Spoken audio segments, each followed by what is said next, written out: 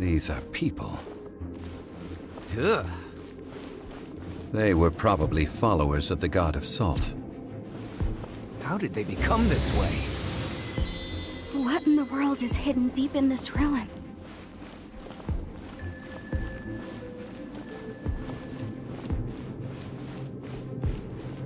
Solidify!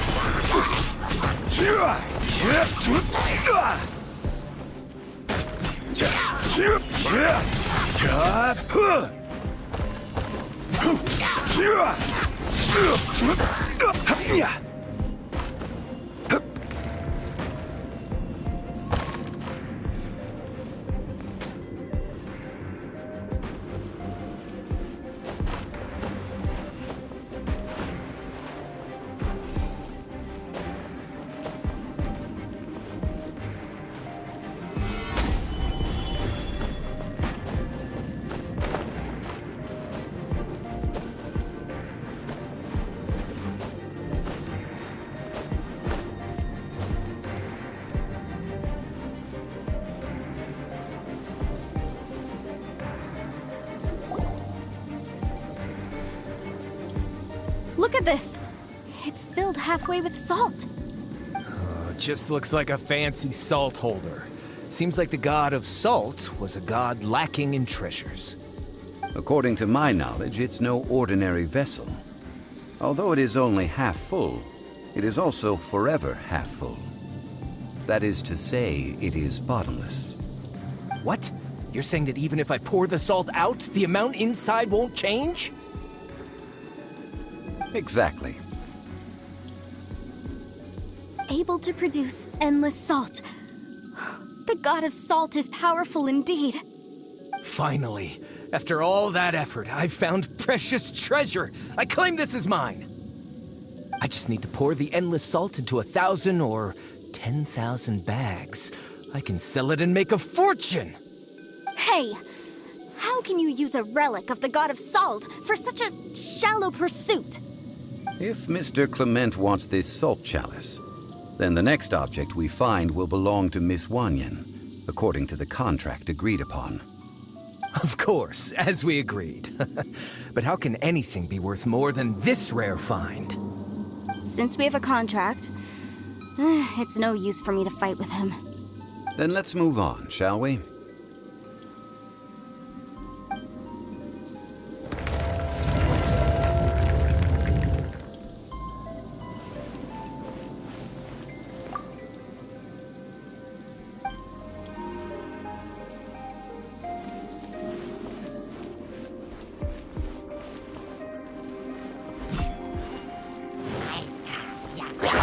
Stabilize!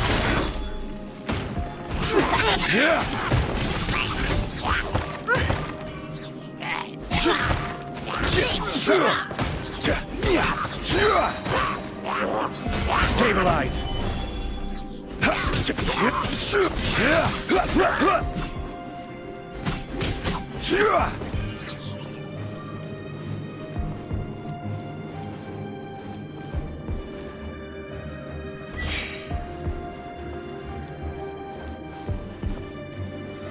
Solidify!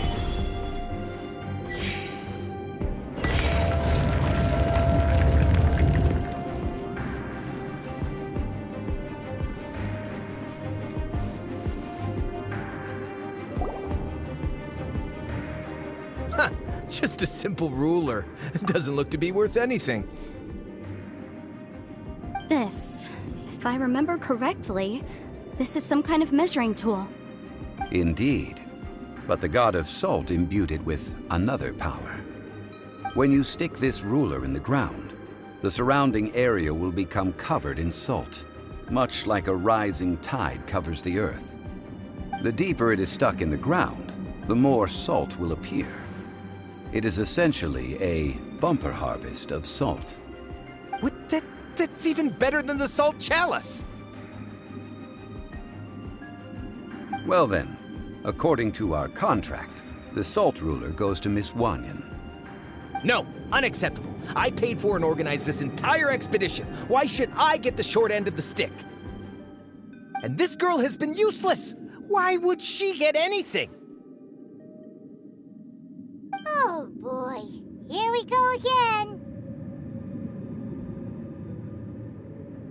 So you are saying you want to break the contract? So what if I break it? Now that I've seen how the mechanisms in this ruin work, I no longer need you. Let's not forget who hired who here. Why should I let you make the rules? Because you agreed to a contract. Rex Lapis once said, "Ones who break their contracts shall suffer the wrath of the rock." That is one of your Liyue gods. I am from Snezhnaya. I Will suffer the wrath of the rock. You may find it rather unpleasant. Pay your dues. Stabilize.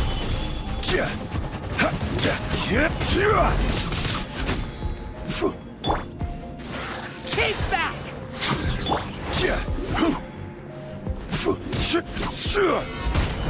I will have order.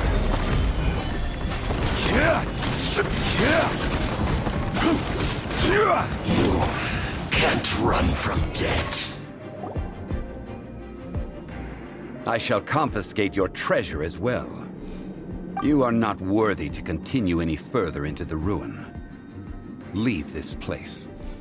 Oh, darn you! Just you wait.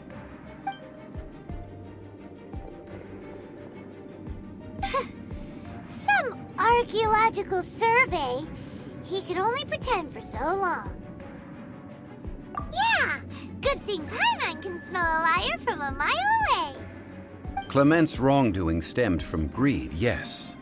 But besides greed, there are many other things that may tempt us to break contracts. When people see the object of their dreams, how many are really able to control their desire and follow the contract? I think we should be honest with each other now. Huh? Be honest about what? That in truth, not a single member of this archaeological expedition came here for archaeology. Why do you say that? Miss, you lack even the most basic archaeological knowledge, and can recognize naught but a few simple relics. However, you are an expert when it comes to anything regarding the god of salt. You aren't interested in archaeology or relics. What you're really interested in is the god of salt. I believe those legends about the god of salt that you mentioned on the Pearl Galley are passed down between generations at Yinyuan Hall. Okay, that's enough. Sir, you are indeed a man of great knowledge and talents. I seem to have been right to seek you out once I plucked up my courage. You're right. I'm not a scholar of archaeology. I come from one of the 8 trades under the jurisdiction of the Chising, Yinyuan Hall of the salt industry. Our ancestors were those protected by the god of salt all those years ago, when the Archon War engulfed the land in chaos. Oh, right! Now that you mention it, the people of Liyue very seldom use the name Morax. During the war, Morax assassinated our god out of envy for her power. He left us alone and lost in the world. We hate him! But this is Morax's Liyue after all. And its history is written as he wishes. So I seek proof of Morax's guilt. He has blood on his hands and cruelty in his heart!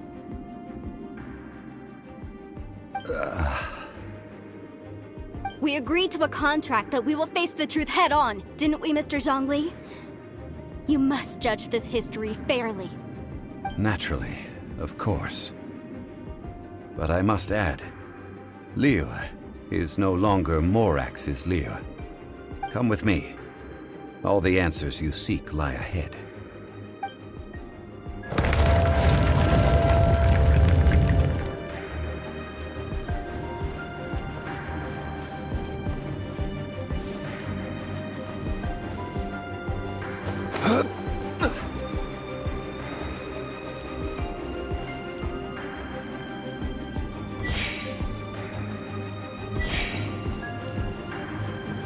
Gather!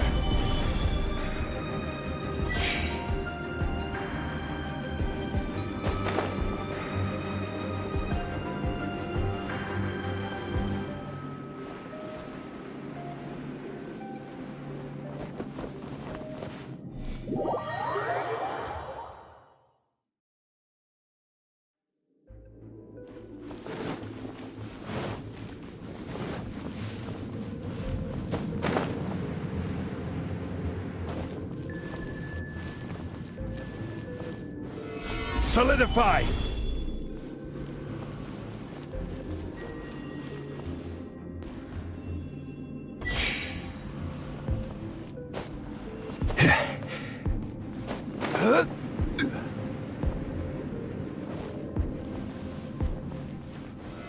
Solidify!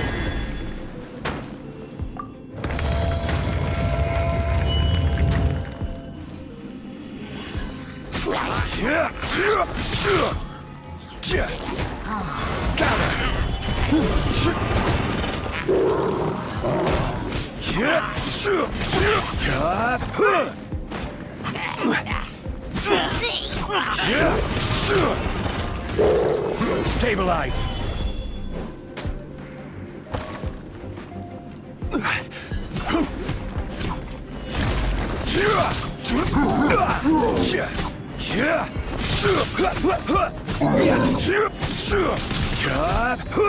Stabilize!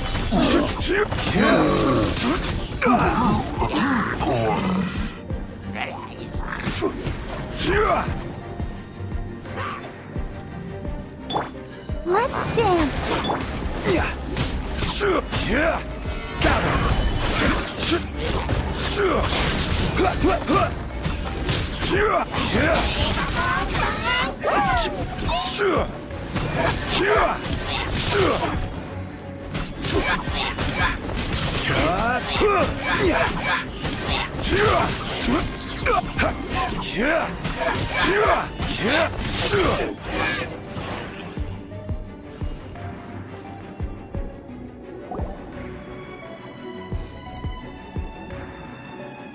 This is a sword? Aha! It's a broken sword! This is proof! This proves that the God of Salt had to fight back against the evil Morax. But sadly, she was defeated. The power of this sword surely is much greater than that of the Salt Chalice and Salt Ruler. If we can repair the sword, then we can show the world the mighty power of the God of Salt. It does look like something left behind after being defeated in battle. 2 pieces of a broken sword. From an archaeological perspective, these are 2 separate relics. According to the contract, you can only claim one. Why? We were alternating claims to treasure, true. But Clement is no longer here. Yes, but the only one object per claim clause still holds true. You cannot take 2 relics at the same time. This logic! Zhongli, she seems like a good person, and no one is fighting over the treasure. How about you let this one slide, huh? When there's a contract, nothing can be allowed to slide. If the contract is not followed, then it is broken. No! If I only take 1/2, then it can't be repaired, and the power of the God of Salt cannot be restored. No matter what, I must be faithful to her. Even if it breaks the contract, I don't care. So you are already decided? Then there is a price to pay for breaking the contract. Zhongli! That is to say, you consign yourself to suffer the wrath of the rock. That's okay. The God of Salt gave up her life to protect her people. My sacrifice is nothing compared to that. Punish me however you want. Just let me take this proof of my faith. No, you can't hit her! Perhaps that punishment would be easier for her, but as punishment, I will tell you the truth. Huh? The truth? You mean the truth is my punishment? Yes. The truth that I am about to tell you shall be your price to pay for breaking the contract. I'm afraid to say that the God of Salt, Havria, was not the powerful god you imagine her to be.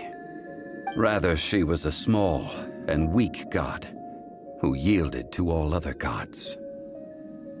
When it came to war, she lost, never able to win a seat among the 7.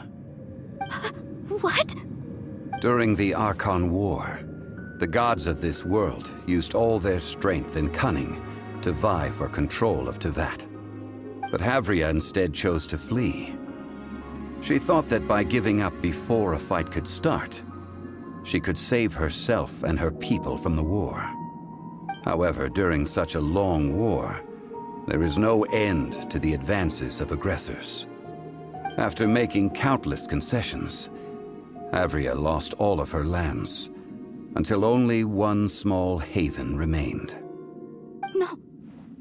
No! It can't be so.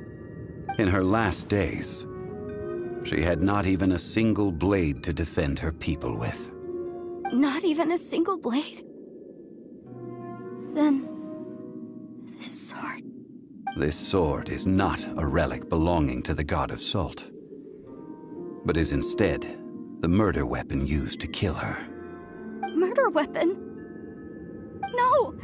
That's not true! That can't be true! You're trying to test my faith in the god of Salt. As I said before, I only state the facts. Preposterous! You are a follower of Morax! Don't try to trick me! Hey! Come back! It is a punishment after all. I did not want to tell her such cruel facts, but the contract was broken. Let's follow her deeper into the ruin.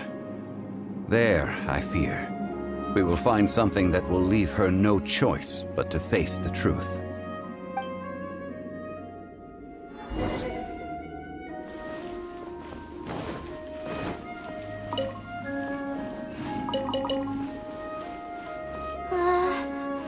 Are these statue thingies running?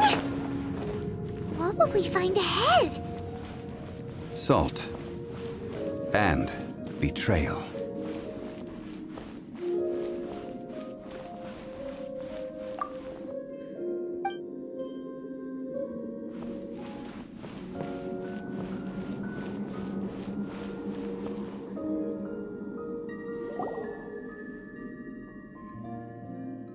What are all these?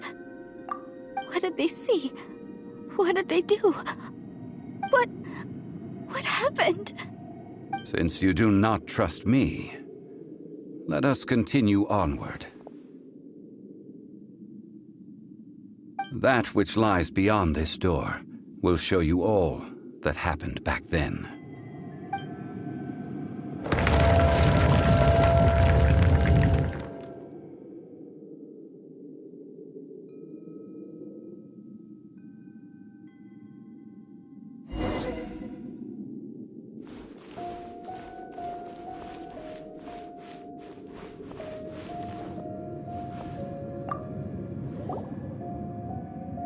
This is the scene of the crime.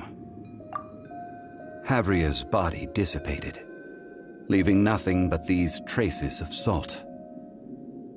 Her dying moments have since been frozen in time to this very day. The story continues that some among her people realized at last that this gentle, kind, but weak god could never protect anyone in wartime. The Archon War was cruel in the extreme. Instead of consigning her to the agony of defeat, they thought perhaps it would be better to give her a quick release. But what about these statue thingies? No matter how weak the god, the power that flows forth when they are slain is beyond the strength of mortal coils to bear. Those who could not flee were thus transformed. Those of her people who were untouched by this disaster left for Liyue, where they sought refuge with Rex Lapis. Their descendants feared Havria's remnants and lived in terror that she had laid upon them an eternal curse. So they risked their lives to come here, to break the sword and offer up obeisances in hopes that her anger might be appeased. But they need not have done so. For how could a god who had never once resisted, even till the end, nurse hatred for her people in her heart? Even if this is so, I can't! This must be a lie. A false history, all of it! Don't you dare try to shake my faith!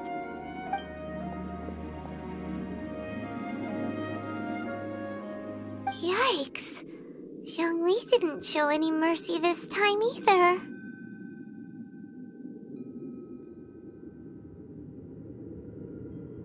This is the price she must pay.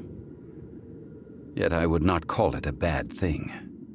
Judging by how she appeared, I fear that she will struggle for a time.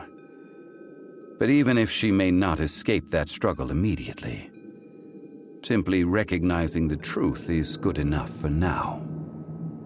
Indeed, in ages past, Havria's story served as a warning to me as well. Faith in a god who has already passed will do you no good. So it is for Havria. And so it is for Morax also. All right then. Now, would you like to accompany me in taking a trip to Guyonstone Forest? Huh? What do you want to do, Zhongli? Treading old ground, telling old stories. One cannot help but be reminded of old acquaintances.